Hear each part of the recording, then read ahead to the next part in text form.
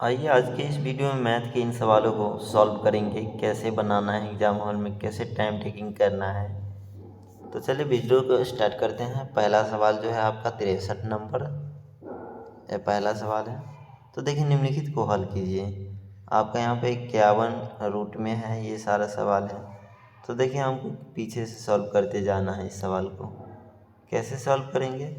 इसका रूट जो होगा 9 का 3 और इसका 4, 3 और 4 7 हो जाएगा, और सब ये 7 हो जाएगा इस रूट के अंदर में। तो इस रूट के अंदर में है तो 7, इसका 3 आएगा, इसका 4, 4 जो 3 और 4 जोड़ेंगे 7 होगा, 7 और 42 जुट जाएगा तो कितना हो जाएगा? ये आपका 49 रूट अंदर में हो जाएगा।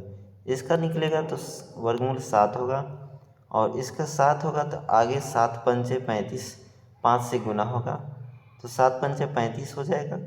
और ये 35 जो यहाँ तक आया और ये 134 में जोड़ेंगे तो क्या हो जाएगा? 169, और इसका भी वर्गमूल है तो इसका हो जाएगा आपका 13। 13 ये निकाल लेंगे, और ये 51 में 13 जोड़ दीजिए तो कितना होगा? 64। 64 का वर्गमूल कितना होगा? 8। तो इसका सही आंसर जो होगा आपका ऑप्शन ए नंबर 8। ठीक है, निम्नलिखित को हल कीजिए। अगला सवाल है 64 नंबर। ये 64 नंबर जो है निम्नलिखित को हल कीजिए। ये इस सवाल को हम देखेंगे तो यहाँ पर जो है गुना में है, और ये माइनस, ये प्लस भागा है। तो देखिए यहाँ पर गुना कर भाग करेंगे सबसे पहले तो ये हो जाएगा आपका 9, और यहाँ पर गुना कर लेंगे तो क्या हो जाएगा? 4 पंचे 20, 2 पंचे 10, यानी 210। 210 माइनस यहाँ पर 9 प्लस में हो जाएगा।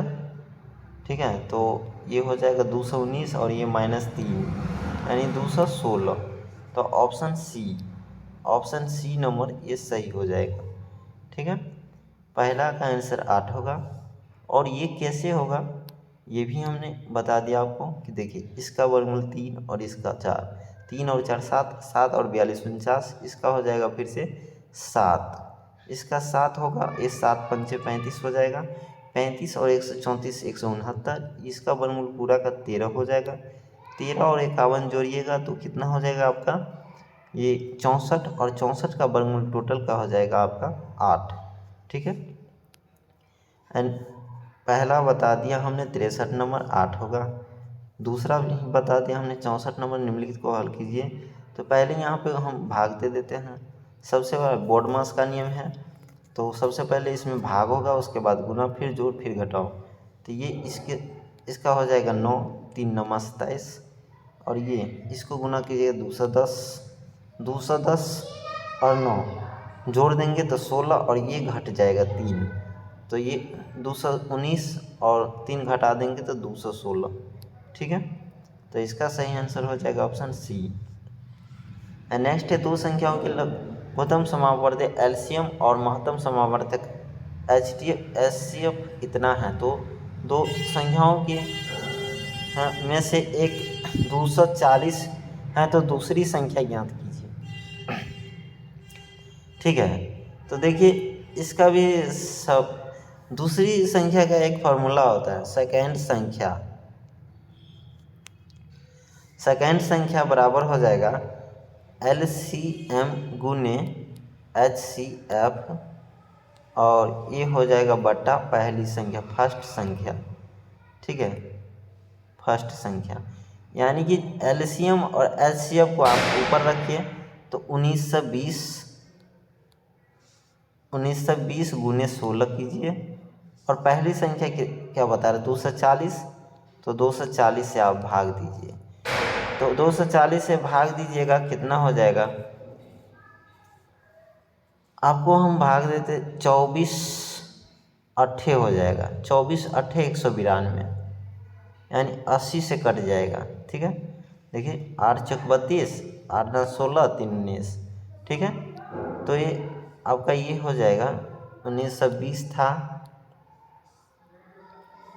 1920 गुने 16 बट्टा 240, ये तो कट जाता है आपका 24 अट्ठे 8 से। ठीक है, 240 अट्ठे, और ये 16 × 128, तो इसका सही आंसर हो जाएगा ऑप्शन डी। डी में दे रखा है आपका, ऑप्शन डी सही होगा। आइए, ऑप्शन डी हो जाएगा इसका दूसरी संख्या। ठीक है, नेक्स्ट है हमारा लास्ट सवाल, इसका डी हो जाएगा।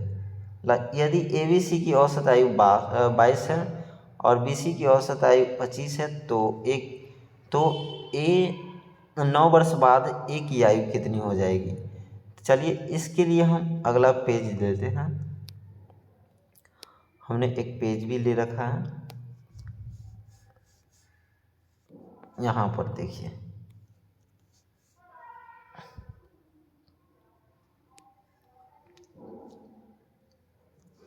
देखिए A + B + C तीनों का औसत वायु जो है 22 है, यानी औसत आयु किसी एक का 22 है तो 3 से गुना कर दीजिए आप, तो टोटल का कितना हो जाएगा 66।